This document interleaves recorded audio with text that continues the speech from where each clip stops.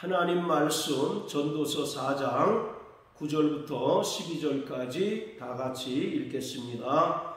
두 사람이 한 사람보다 나음은 저희가 수고함으로 좋은 상을 얻을 것임이라. 혹시 저희가 넘어지면 하나가 그 동물을 붙들어 일으키려니와 홀로 있어 넘어지고 붙들어 일으킬 자가 없는 자에게는 화가 있으리라. 두 사람이 함께 누우면 따뜻하거니와 한 사람이면 어찌 따뜻하랴. 한 사람이면 패하겠거니와 두 사람이면 능히 당하나니 삼겹줄은 쉽게 끊어지지 아니하느니라. 아멘. 인간은 하나님의 형상대로 지음받은 존재입니다. 창세기 1장 26절 27절을 보면 여섯째 날에 하나님께서 인간을 창조하시되 하나님의 형상대로 창조하셨다고 말씀하고 있습니다. 모든 짐승은 각각 그 종류대로 창조하셨지만 피조물 중 오직 인간만큼은 하나님께서 하나님의 형상대로 창조하셨습니다.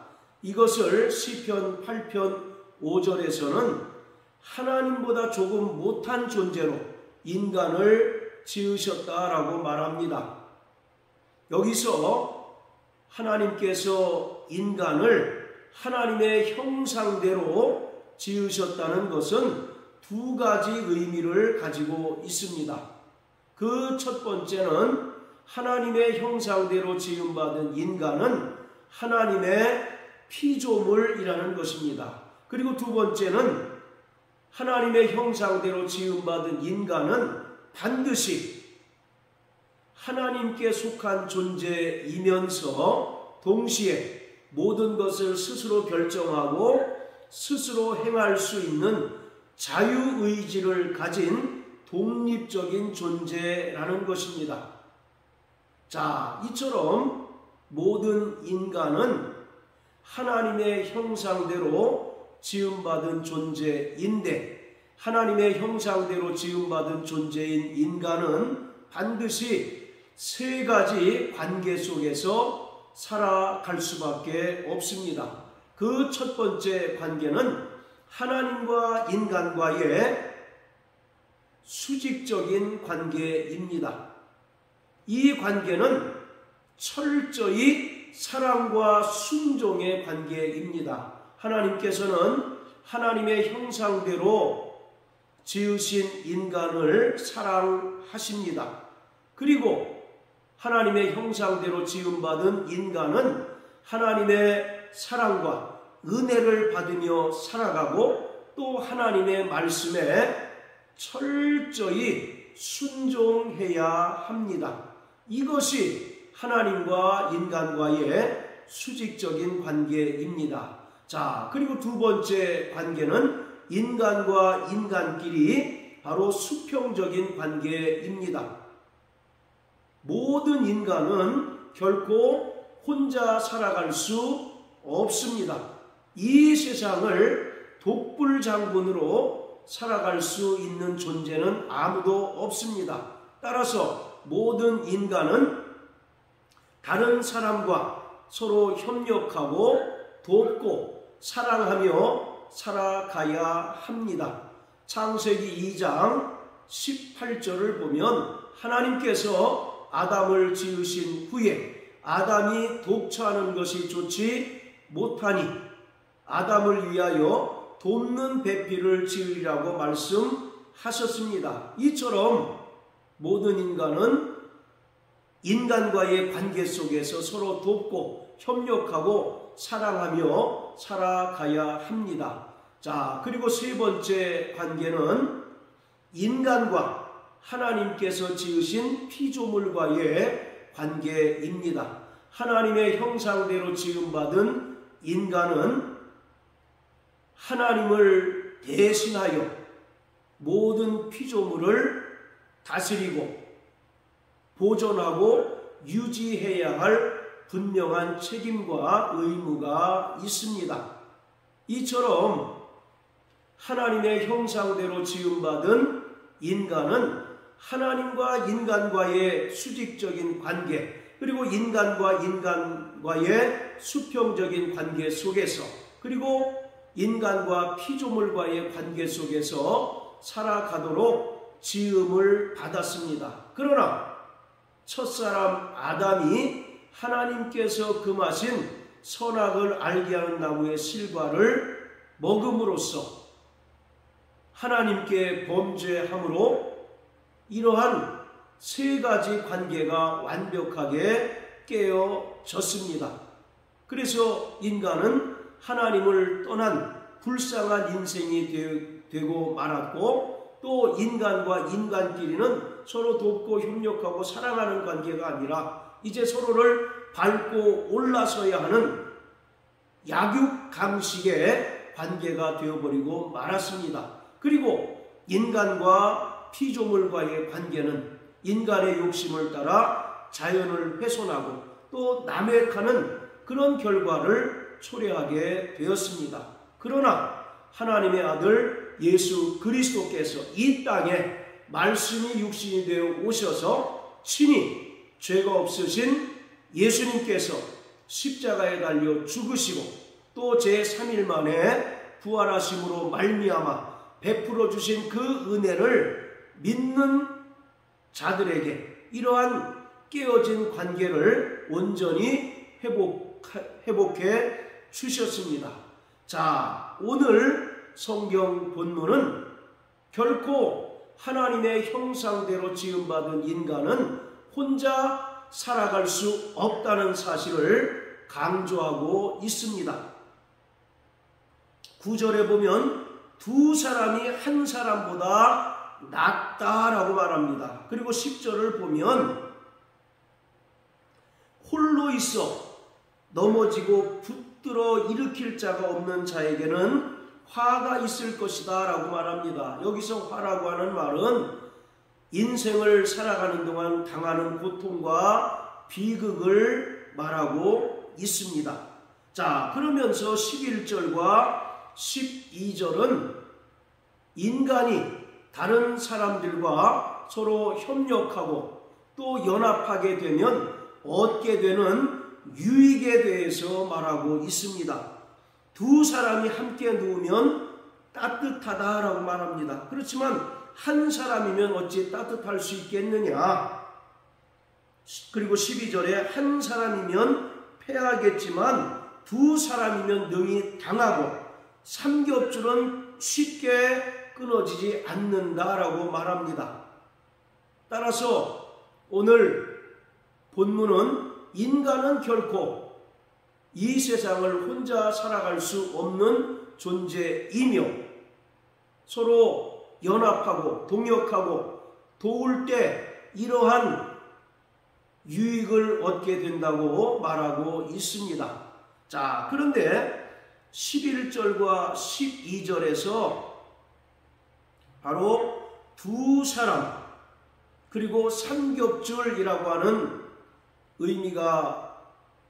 단어가 나오는데, 이것은 인간과 인간끼리의 협력을 말하는 동시에 이 의미를 보다 확대하게 되면 바로 두 사람이나 삼겹줄은 예수님께서 부활 승천하신 후에 이 땅에 성령이 임함으로 비로소 세워진 그리스도의 몸된 교회를 가리키고 있습니다. 교회는 두세 사람이 예수님의 이름으로 모인 그 모임을 말하고 있습니다. 자, 먼저 시편 133편을 다 같이 보시겠습니다. 시편 133편. 자, 1절부터 3절까지입니다. 형제가 연합하여 동거함이 어찌 그리 선하고 아름다운고, 머리에 있는 보배로운 기름이 수염 곧 아론의 수염에 흘러서 그 옷깃까지 내림 같고, 헐몬의 이슬이 시온의 산들에 내림 같도다. 거기서 여호와께서 복을 명하셨나니 곧 영생이로다. 1절에 형제가 연합하여 동거하는 것이 어찌 그리 선하고 아름다운고, 바로 이것은 신앙 공동체인 교회를 가리키고 있습니다. 자, 따라서 전도서 4장 11절 12절에서 말하는 두 사람, 그리고 삼겹줄은 쉽게 끊어지지 않는다는 말은 그리스도의 몸된 교회 안에서 철저히 성도들이 연합하고 또 동역하는 관계를 유지해야 한다는 것을 말하고 있습니다. 교회는 전투하는 교회입니다. 끊임없이 마귀는 그리스도의 몸된 교회, 그리고 구원받은 성도들을 무너뜨리기 위하여 전방위적으로 거세게 도전하고 있습니다. 이러한 영적 전쟁에 참전한 교회와 또 교회의 구성원인 구원받은 성도들이 철저히 교회 공동체 안에서 연합하고 또 동역하고 사랑할 때 능히 마귀의 모든 괴계와 마귀의 교회를 향한 거센 도전을 능히 당하고 또 승리를 쟁취할 수 있다고 전도서 기자는 말하고 있는 것입니다.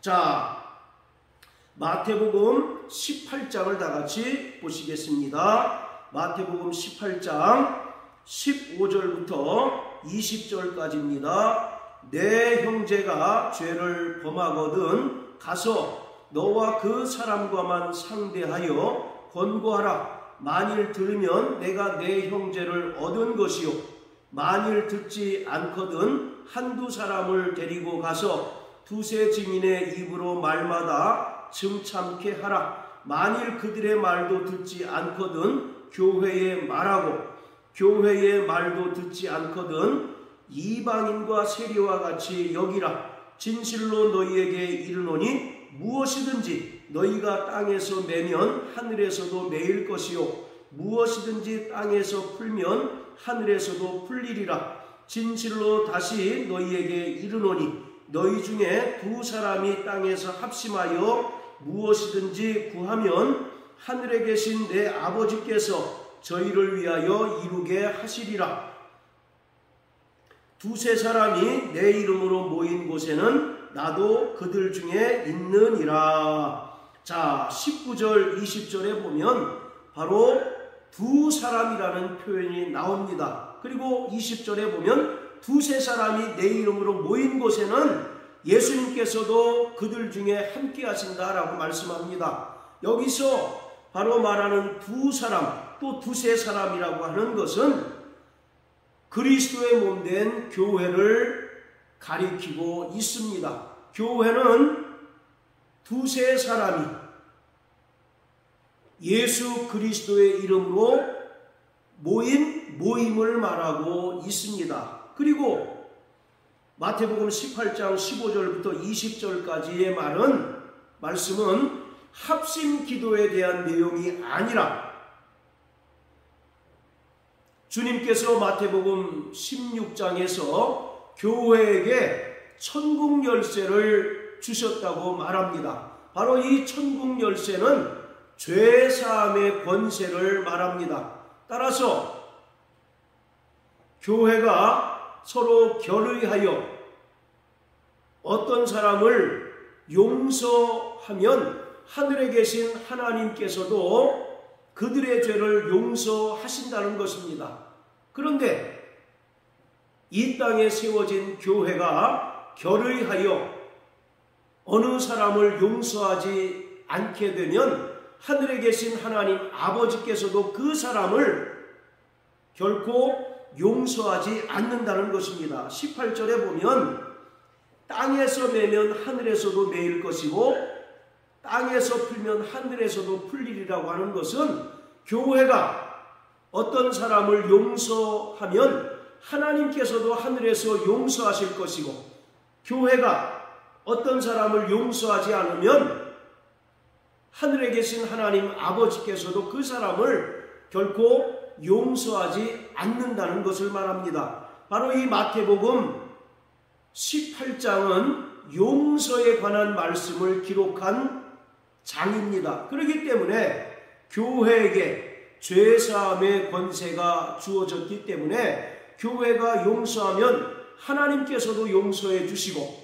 교회가 그 사람을 용서하지 않으면 하나님께서도 그를 결코 용서하지 않는다는 것을 말합니다. 자, 마태복음 16장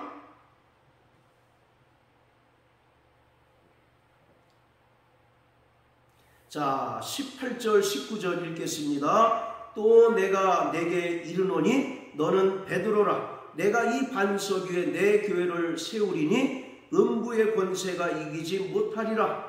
내가 천국 열쇠를 내게 주리니 내가 땅에서 무엇이든지 매면 하늘에서도 매일 것이요 내가 땅에서 무엇이든지 풀면 하늘에서도 풀리리라 하시고, 자 16절에서 베드로가 주는 그리스도시요 살아계신 하나님의 아들이십니다 라고 고백했을 때 주님께서 베드로를 칭찬하시면서 이 반석과 같은 신앙 고백 위에 주님의 몸된 교회를 세우겠다고 말씀하십니다. 그러면서 19절에는 천국 열쇠를 주시겠다라고 말씀합니다. 이것은 베드로 한 개인에게 천국 열쇠를 주셨다는 것이 아니라 교회 공동체에게 바로 천국 열쇠를 주셨다는 의미입니다. 그리고 여기서 말하는 천국 열쇠는 죄사함의 권세, 죄를 용서할 수 있는 권세를 말하고 있습니다. 그래서 우리가 먼저 읽었던 18장에서 바로 두세 사람이 내 이름으로 모인 곳에 주님이 함께 하시고, 또 땅에서 풀면 하늘에서도 풀리고 땅에서 매면 하늘에서도 매일 것이다 라고 말씀하고 있습니다. 이처럼 전도서 4장 11절 12절에서 말하는 두세 사람, 그리고 삼겹줄이라고 하는 것은 이 땅에 세워진 그리스도의 몸된 교회를 가리키고 있습니다. 예수님께서는 이 땅에 아버지의 뜻을 이루시기 위하여 사람으로 오셔서 십자가에 달려 죽으셨습니다. 그리고 죽은 자 가운데서 제3일 만에 부활하셔서 하늘로 올리우셨고, 또 약속하신 성령을 보내주셔서 이 땅에 그리스도의 몸된 교회가 세워지게 되었습니다. 따라서 바로 이 땅에 세워진 교회 공동체는 예수 그리스도의 그 사역의 결정체입니다. 구원받은 자가 홀로 있을 때 이러한 자를 성경은 성도라고 말합니다. 고린도전서 1장 1절에 보면 하나님께서 구원받은 자들을 성도로 부르셨다라고 말씀합니다. 따라서 구원받은 한 개인을 성도라고 부르고, 성도들이 모인 것을 바로 에클레시아, 곧 교회라고 말하는 것입니다. 그렇기 때문에 교회는 건물이나 또는 사람이 지은 건축물을 말하는 것이 아니라 구원받은 성도들의 모임을 말합니다. 교회는 헬라어로 에클레시아라고 하는데 바로 불러 모으다라고 하는 뜻입니다. 예수님께서는 십자가의 죽음과 부활을 통하여 우리에게 은혜를 베풀어 주셨고, 그 은혜를 믿는 자들을 구원해 주셨습니다. 그런데 예수님께서는 그 은혜를 믿음으로 말미암아 구원받은 자들을 이 세상에 고아나 과부처럼 방치하시거나 방임해 두신 것이 아니라 그리스도의 몸된 교회로 불러 모으셨습니다. 그래서 에클레시아라고 한 말이 불러 모으다라고 하는 뜻입니다. 그렇기 때문에 이 땅에 세워진 교회는 이 땅에 세워진 하나님의 나라입니다. 그러기에 세상 임금인 마귀는 끊임없이 교회를 향하여 공격하고 또 교회를 무너뜨리기 위하여 혈안이 되어 있습니다. 사도 바울은 구원받은 성도들의 신앙생활을 영적 싸움이라고 말합니다. 에베소 6장 12절을 보면 우리의 씨름은 혈과 육에 대한 것이 아니라 정사와 권세와 이 어둠의 세상 주관자들과 하늘에 있는 악의 영들과의 싸움이다 라고 말하고 있습니다. 이처럼 마귀는 끊임없이 그리스도의 몸된 교회를 흔들고 무너뜨리고 또 구원받은 성도들의 그 믿음을 파손시키려고 혈안이 되어 있는데, 구원받은 성도들이 또 교회가 이러한 마귀의 거센 도전을 이기고 또 영적 싸움에서 승리하기 위하여서는 반드시 공동체 안에서 서로 연합하고 또 합력하고 연대해야 한다는 것을 전도서 4장 11절 12절에서 말하고 있습니다. 한 사람이면 패하겠거니와 두 사람이면 능히 당한다라고 말씀하고 있습니다. 우리가 지금 싸우는 영적인 전투는 각계 전투이기도 하지만 서로 연합전선을 펼쳐서 공동으로 대응해야 하는 전쟁이기도 합니다.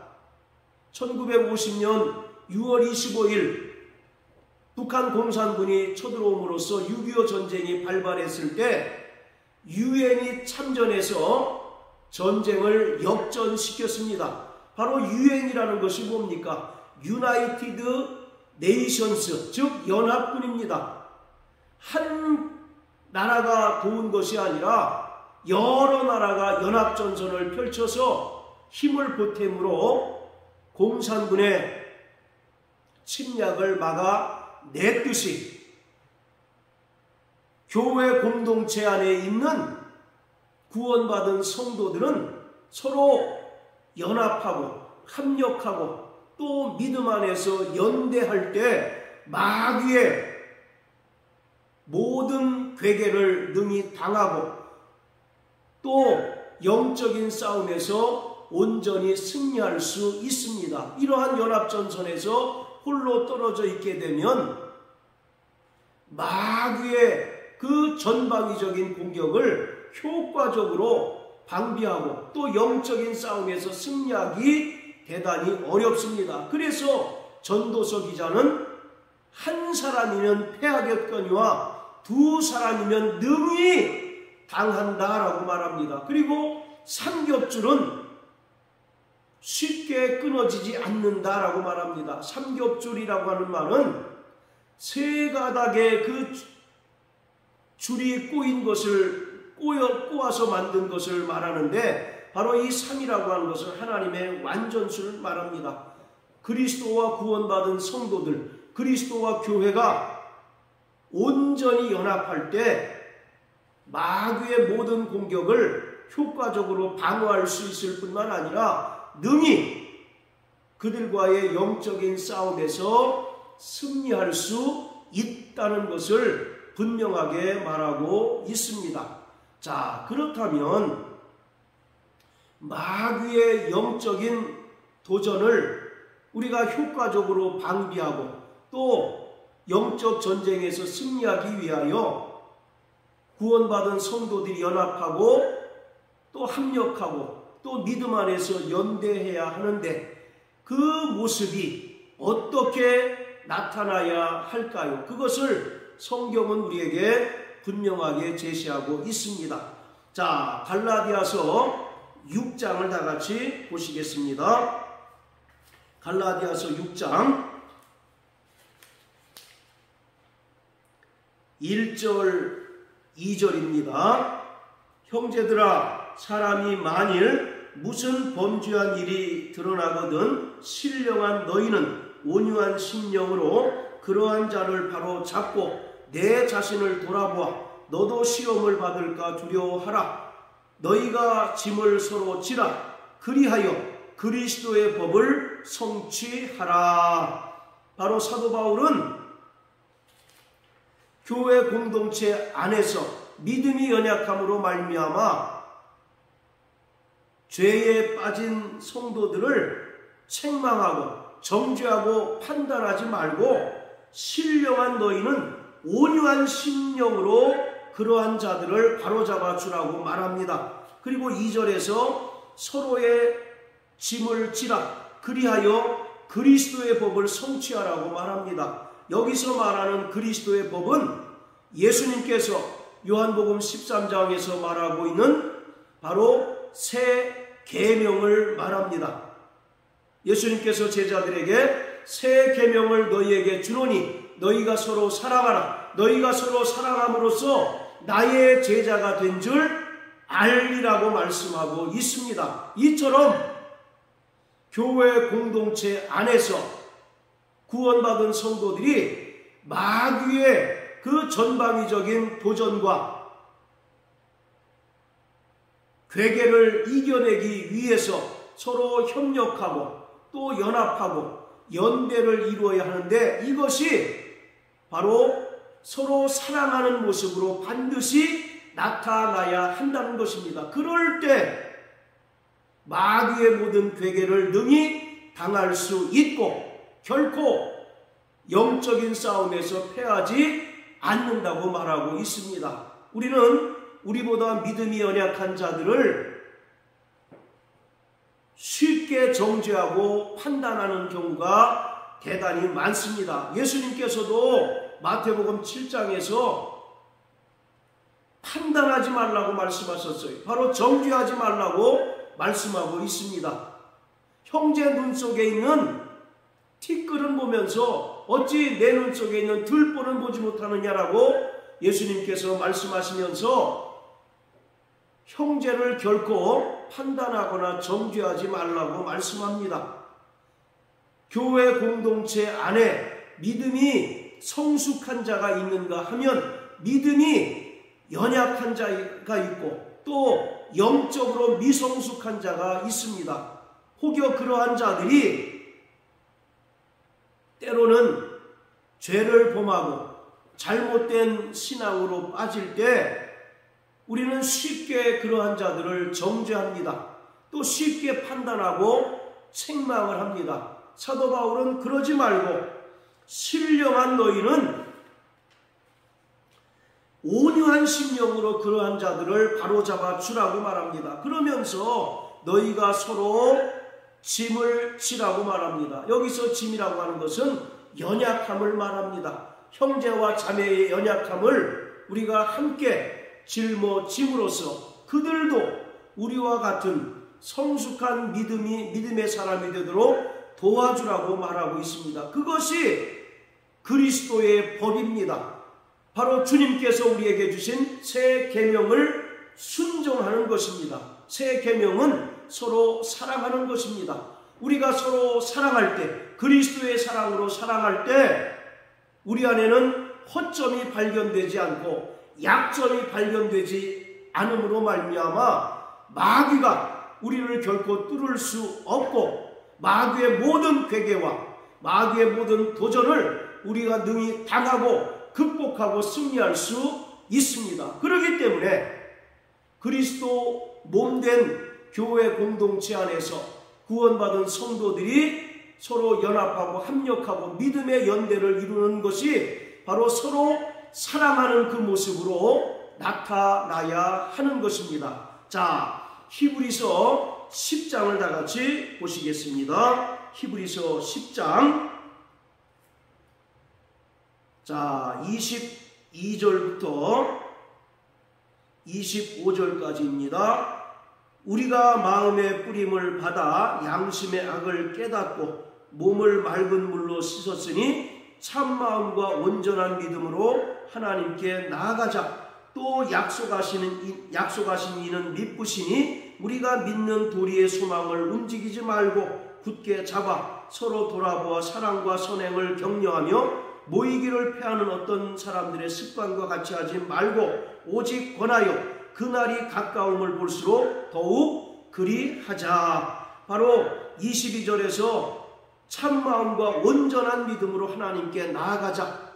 이것은 바로 개인적인 신앙을 말합니다. 그뿐만 아니라 이제 그날이 가까움을 볼수록 24절을 보면 서로 돌아보아 사랑과 선행을 격려하라고 말합니다. 서로 사랑하고 또 격려하고 또 권면해서 믿음이 연약한 자들도 우리와 같이 온전한 믿음의 사람이 되어서 하나님께 나아갈 수 있도록 서로 돕고 협력하고 사랑하라고 말하고 있습니다. 사랑하는 성도 여러분, 서로 사랑하는 자 되시길 주의 이름으로 축복합니다. 우리가 서로 사랑하고 또 서로의 짐을 질 때 우리의 믿음의 연대가 더욱더 견고해짐으로써 마귀의 괴계를 능히 우리가 이길 수 있게 됩니다. 자, 그리고 그리스도 몸된 교회 공동체 안에서 구원받은 성도들이 서로 연합하고 합력하고 믿음의 연대를 이루는 것이 또 두 번째 어떤 모습으로 나타나야 하느냐? 서로 도구 기도의 모습으로 나타나야 하는 것입니다. 자, 에베소 6장을 다 같이 보시겠습니다. 에베소 6장 10절부터 19절까지입니다. 정말로 너희가 주 안에서와 그 힘의 능력으로 강건하여 지고 마귀의 괴계를 능히 대적하기 위하여 하나님의 전신갑주를 취하라. 우리의 씨름은 혈과 육에 대한 것이 아니요 정사와 권세와 이 어둠의 세상 주관자들과 하늘에 있는 악의 영들에게 대함이라. 그러므로 하나님의 전신갑주를 취하라. 이는 악한 날에 너희가 능히 대적하고 모든 일을 행한 후에 서기 위함이라. 그런즉 서서 진리로 너희 허리띠를 띠고 의의 흉배를 붙이고 평안의 복음에 예비한 것으로 신을 신고 모든 것 위에 믿음의 방패를 가지고 이로써 능히 악한 자의 모든 화전을 소멸하고 구원의 투구와 성령의 검 곧 하나님의 말씀을 가지라. 모든 기도와 간구로 하되 무시로 성령 안에서 기도하고 이를 위하여 깨어 구하기를 항상 힘쓰며 여러 성도를 위하여 구하고 또 나를 위하여 구할 것은 내게 말씀을 주사 나로 입을 벌려 복음의 비밀을 담대히 알리게 하옵소서 할 것이니. 자, 12절에서 바울은 구원받은 성도들의 신앙생활을 영적인 씨름이라고 말하고 있습니다. 그러면서 영적인 전쟁에 참전한 성도들이 갖춰야 할 것이 바로 하나님의 전신갑주라고 말하고 있습니다. 그러면서 18절에는 갑자기 기도에 관한 이야기를 합니다. 모든 기도와 간구로 하되 무시로 성령 안에서 기도하고 이를 위하여 깨어 구하기를 항상 힘쓰며 여러 성도를 위하여 구하고, 바로 개인적인 기도뿐만 아니라 여러 성도를 위하여서도 기도하라고 말합니다. 이것을 통하여서도 우리는 이러한 영적인 전쟁이 바로 연합전선을 펼쳐서 공동 대응해야 할 전쟁이라는 사실을 알 수가 있습니다. 우리는 개인적으로는 기도에 힘쓰는 자들이 많습니다. 그런데 그 기도의 영역, 기도의 범위가 다른 사람을 위하여 기도하는 것에 기도하는 것으로 확장되는 것에는 대단히 인색한 부분이 많습니다. 믿음의 영역이 넓어지면 넓어지고 또 믿음이 성장하면 성장할수록 개인적인 기도뿐만 아니라 다른 사람을 위한 기도에도 더욱더 힘써야 하는 것입니다. 디모데전서 2장에는 기도의 종류에 대해서 말하고 있습니다. 자, 디모데전서 2장